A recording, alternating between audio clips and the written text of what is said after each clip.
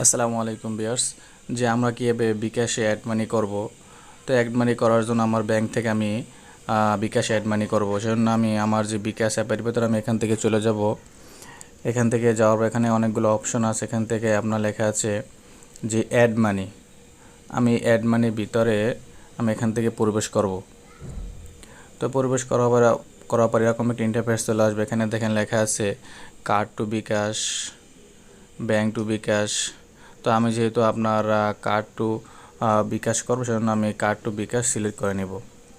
এখান থেকে অপশন আছে ভিসা কার্ড আছে, আপনার মাস্টার কার্ড আছে, এখান থেকে অন্য আদার্স কার্ড আছে। তো আমি এখান থেকে ভিসা যে কার্ডটা আমি এখান থেকে সিলেক্ট করে নেব।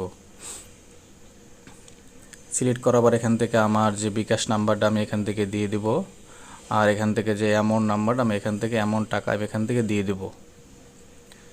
এরপর আমি পরবর্তী এগিয়ে যাব।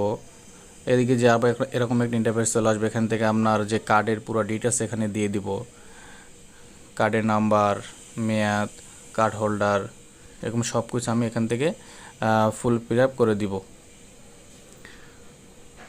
তো করার পর এখানে পরবর্তী ধাপে এখান থেকে আমি চলে যাব। এখান থেকে দেওয়ার পর অনেক সময় কিছু সময় এখান থেকে লোড নিবে। লোড নেওয়ার পর এখান থেকে এখানে আমার যে ব্যাংক নাম্বার দিয়ে খোলা ওই নাম্বার এখানে ওটিপি যাবে। ওই ওটিপিটা আমি এখান থেকে এখানে দিয়ে দেব।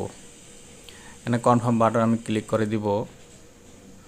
তো ক্লিক করার সাথে দেখেন আমার your card to bKash to successful.